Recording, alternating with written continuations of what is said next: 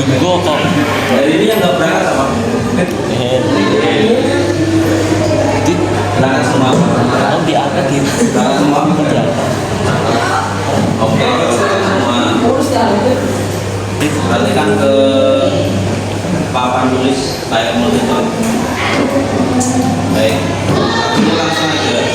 Jadi pagi hari ini kalian akan review materi ya tentang pengenalan alat-alat ukur yang kalian gunakan.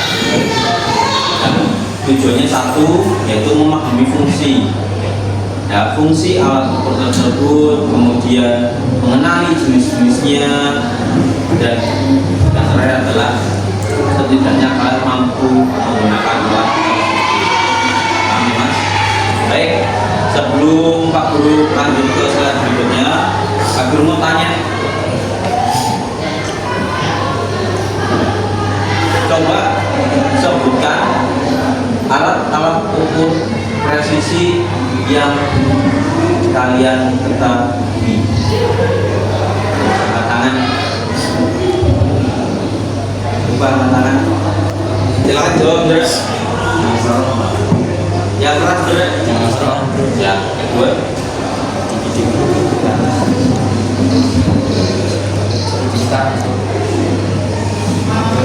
Oke, kita sambung. Apa lagi? Mikrometer. Oke, sudah. Terima kasih untuk jawabannya dari Mas Andrea. Oke, baik. Mungkin agak sedikit pemanasan ya. Oke, kita lanjut ke Mas berikutnya. Tadi sudah benar yang disampaikan oleh Mas Andrea. Benar. Baik. Nah, pentingnya kalian belajar memahami apa itu alat ukur, kemudian jenis-jenisnya ya. Satu, untuk menjamin kualitas si produk tersebut, kemudian memastikan kesesuaian dimensi komponen. Ya, dimensi itu adalah ukuran, Mas. Ukuran. Makanya kalau produk itu harus selalu dicek ukurannya sesuai tidak dengan gambarnya. Kalau tidak sesuai, berarti harus diapakan? Diproses ulang. Kemudian yang ketiga adalah mengurangi kesalahan produksi dan melonjaknya biaya.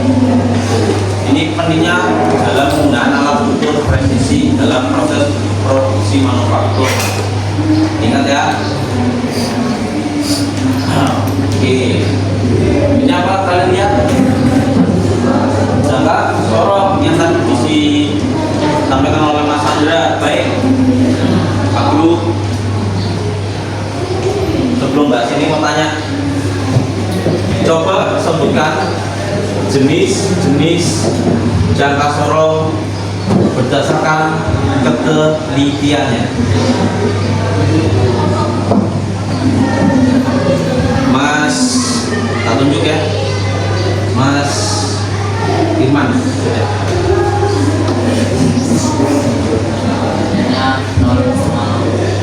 Yang keras jangka sorong 0, terus apa lagi? Ya, terus ya betul, ada 3 jenis ya. 0,02. Oke, terima kasih jawabannya dari Mas Iman. Oke, kita lanjut ya, Man. Itu Mas perlu diingat lagi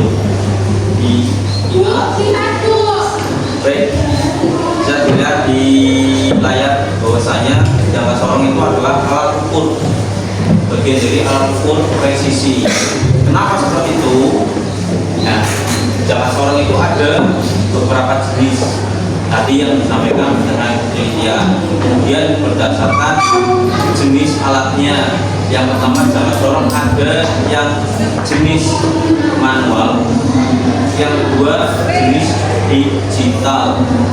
Ini mas, ya kalau digital kita nggak perlu menghitung, kita langsung tinggal lihat hasilnya berapa sih. Kemudian fungsinya tadi mengukur dimensi ruang dan dalam, mengukur kedalaman komponen. Adapun penelitiannya tadi ada mulai dari 0,02, 0,5, dan 0,1. Paham ya mas? Oke lanjut. Ini tadi apa ya tadi? Oke, mikrometer. Baik, perlu tanya lagi.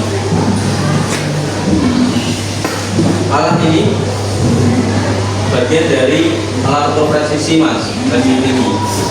Kenapa dikatakan presisi tinggi? Karena bisa membaca lebih kecil ketimbang bacaan jangka sorong. Baik, coba kalian pikirkan lagi tentang jenis-jenis mikrometer yang ada di bengkel. Ya, aku mau bertanya, coba jelaskan berapa jenis berdasarkan penelitiannya mikrometer. Aku ulangi, sebutkan jenis mikrometer berdasarkan penelitiannya. Ada? Kita sudah bisa jawab? Ada? Kita menunggu.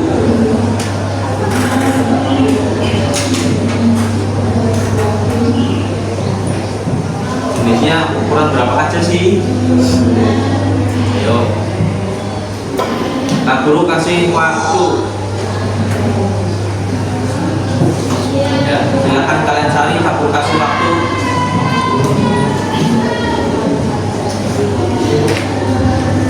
Kak Guru hitung 1 sampai 10 cukup.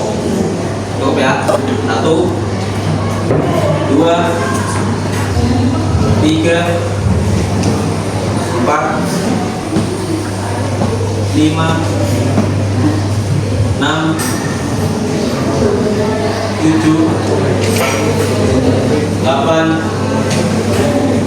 9, 10. Baik, ada yang bisa jawab? Angkat tangan.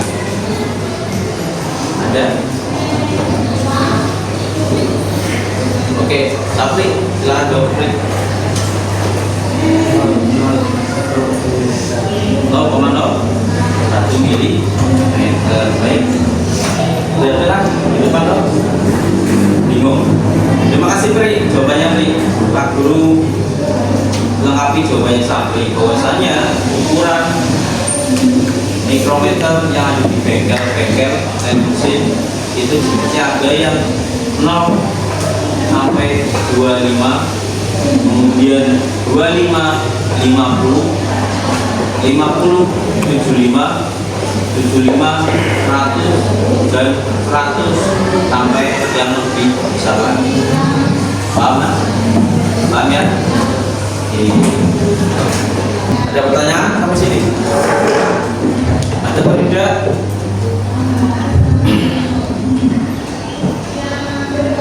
Ada? Oke lanjut.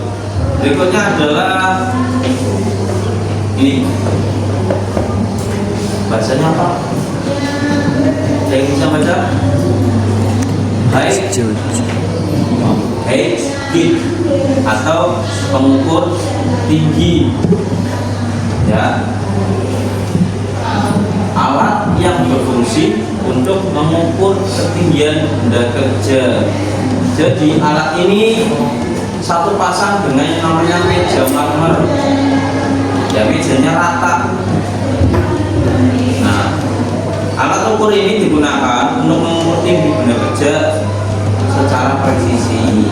Nah, ketelitiannya sama seperti tadi, jangka sorong 0,02 mm, karena sama bedanya. Kalau jangka sorong fleksibel kita bisa menggunakan dengan tangan berbagai posisi, tapi kalau alat ini dia harus ada di atas meja. Ada yang namanya skala Mohs sama skala Möbius, cara bacanya persis seperti jangka sorong. Tuh Mas, tapi Mas lihat nih, ingat. Nah, oke, kira-kira dari apa yang tadi sudah Pak Guru sampaikan, apa perbedaan antara jangka sorong dan mikrometer? Pak Guru kasih waktu lagi. Silakan kalian temukan jawabannya. Nanti Pak Guru tunjuk. Oke, stop. Baik. Ada yang mau jawab? Tidak. Tidak, Pak Guru tunjuk.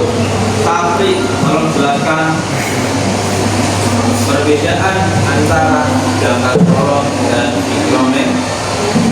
Oke, silakan Pak. Yang merasa terima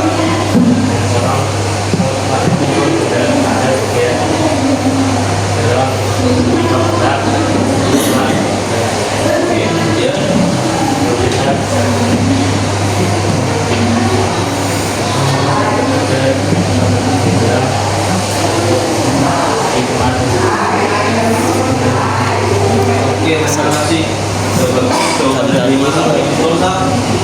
Sebutkan apa yang membedakan antara jangka sorong dan mikrometer dalam penggunaan untuk mengukur benda kerja.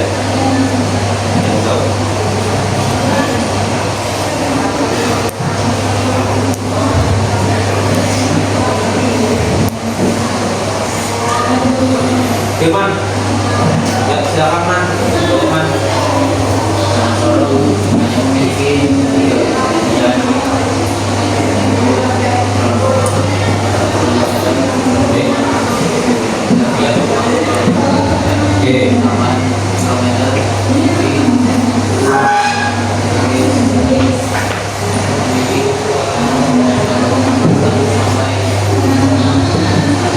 betul sekali ya. Terima kasih Mas Iman. Ya, Pak Guru lengkapi lagi ya. Bahwasanya yang membedakan selain ukuran ketelitiannya, jadi kedua alat ini berbeda cara penggunaannya. Yang ketika awal menggunakan untuk mengukur ya jangka sorong tinggal digeser pakai jari jempol tangan. Kalau mikrometer kita harus yang namanya kalibrasi sebelum penggunaan alat. Paham ya, Mas? Oke, yang terakhir Pak Guru bertanya.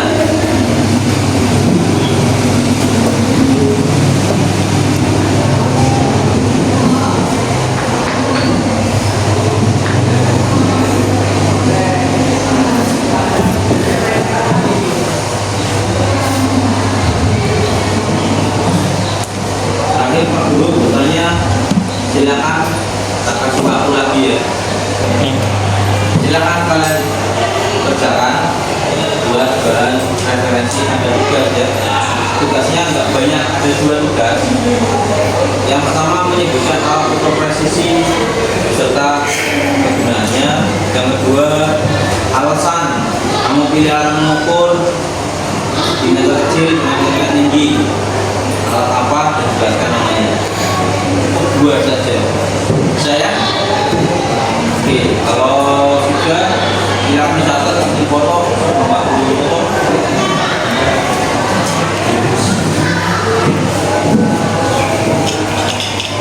Lihat Anda.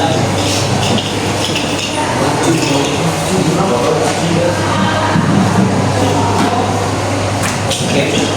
Oh.